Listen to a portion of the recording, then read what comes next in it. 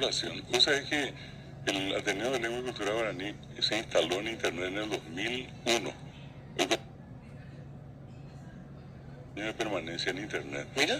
Todos los días con una publicación. Cualquiera sea sobre temas que están vinculados al guaraní.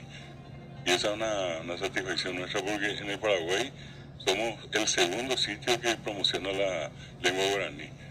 Y el tercero en el mundo. El primer sitio en Internet es del año 1995 y el creador del primer sitio no fue paraguayo, fue un alemán en Alemania, el doctor Wolf Lustig, en la Universidad de Mainz, creó un sitio que se llama Guaraní Ñandutí, la página del guaraní en Internet. Y él le bautizó a Internet Ñandutí, por el parecido, una especie de la araña para el doctor Lustig. Entonces nos encontramos con nombre que Ñandutí, quedó Ñandutí. Hoy decimos a Internet, le decimos Ñandutí.